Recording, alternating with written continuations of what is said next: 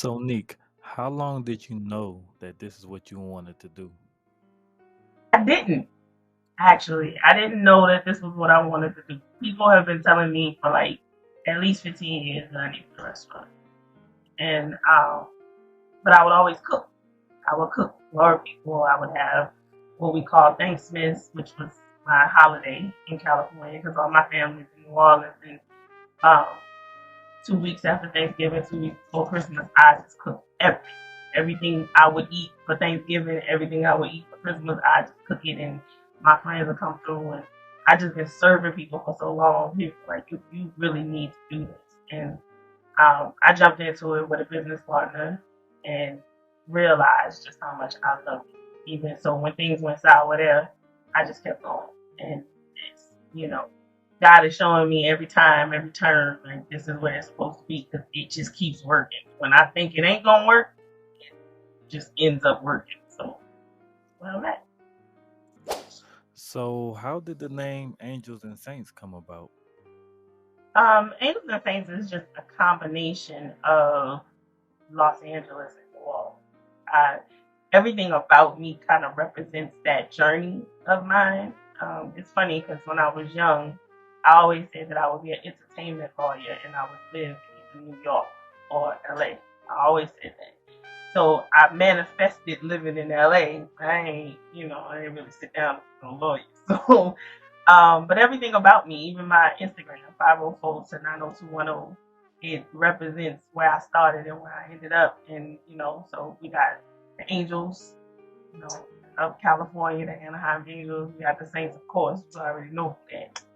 So, Angels and Saints is just that. And then I have a really firm belief in God, and He carries me through a lot. The journey getting to this point has been one of humility and just sheer faith, like nothing else but faith. Um, I got laid off a year ago, haven't worked since. And it's just been me and this business. And God has sustained me. I've had angels around me. Saints have shown up, contributed to this business, done things to push me forward. So it just seemed fitting to keep it the way it is. So, how far do you see this going? Hmm. Um, Angels and Saints is the beginning of like just a journey. I have so many visions for it. I want it to grow in so many different directions. So, of course, I do want the sandwich shops. I want them to feel like home.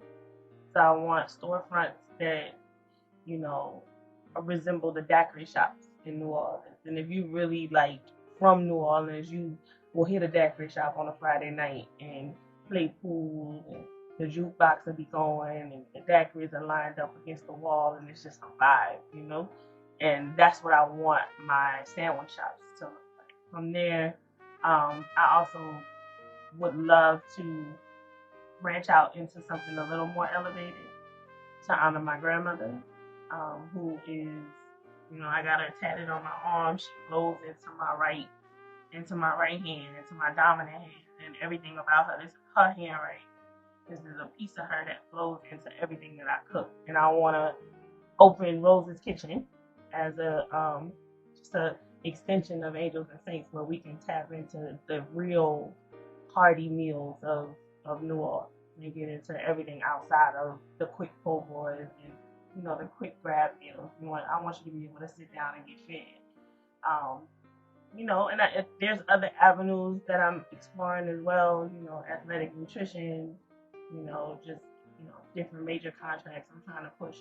So I see food being a legacy. I see food being our way to like grow our family and leave break generational curses of not having. This is what we do. We feed, and you go to New Orleans and they ask you if you want to eat, and if you say no, they got an attitude there. So just knowing that that's where our gift is, and that's where we want to like really pour into, I think that's gonna be the biggest part of this journey. Just making it everything that it can be. So is this your first attempt at a restaurant? This is my first attempt at a restaurant. Yeah.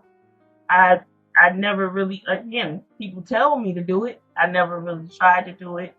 Um and I got upset going to these New Orleans restaurants out here. I ain't gonna say no names, but you know, I hit my last straw where I spent $70, took one bite out of everything, and the whole thing. And you know, and I don't like wasting food, but you know, I also don't like eating something I ain't really. Yeah. So, you know, from there I called my former business partner and was like, yo, I need you to do something. I told him, you know, and he was like, nah, I need you. I'm not gonna be able to do this without you. And once I got in it, started doing it, everything became me. You know, I'm like, if we're gonna do this, if we're gonna run it like New Orleans, it gotta be down to the bread, the mayonnaise, all that come from the city. And you know, so what I have realized about myself is God took me on a journey through my career, and in that journey, I did every marketing, accounting, operations. I've done everything when it comes to business, and I think God was putting me in a space to learn all the things that I needed to learn, so that when He put me here in this spot, because He put me in this spot, when He put me in this spot, I was ready. So that's what we are. Come on. One take, Jake. You know what I'm talking about? Nah, you doing good. You doing really good. I know. Say so you put me in front of a mic and a camera. What? So dead, man. Oh, I'm gonna give you gold, honey. Gold.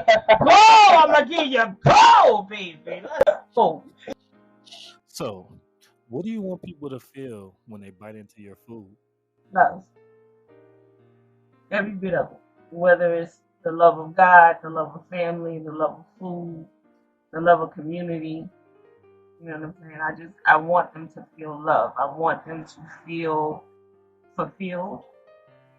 I want them to feel whole and nurtured and nourished as this rain comes down. Rain down on this and the Yeah! Give it to Roneka! Give it to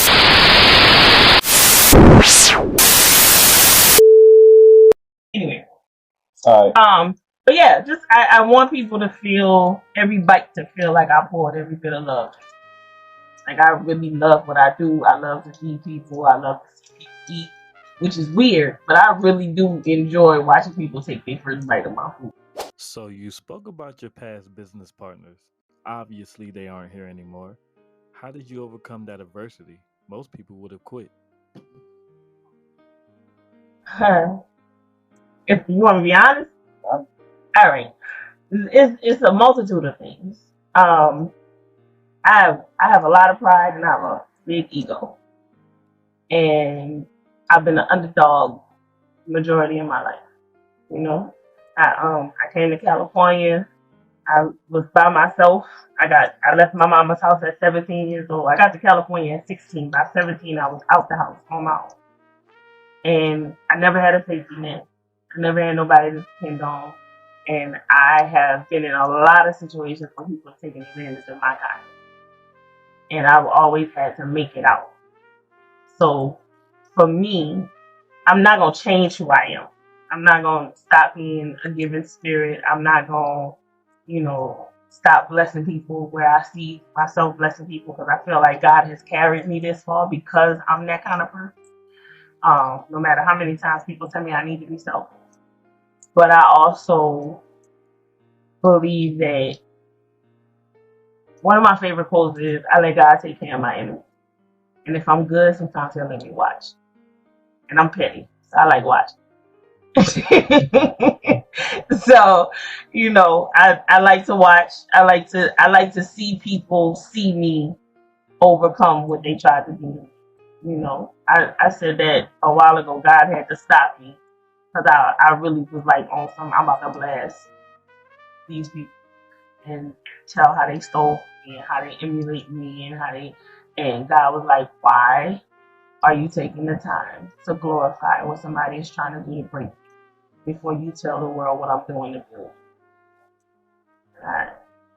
You know, he'll check me from time to time, grab me by the collar, snatch me out real quick. So, you know, I think it's just faith and having an ego. And, you know, y'all ain't about to see me fall. Oh, I am. You know, I'm from the city. Don't play that. I'm from the city where you dance in the rain, baby. So that's it. Good shit, man.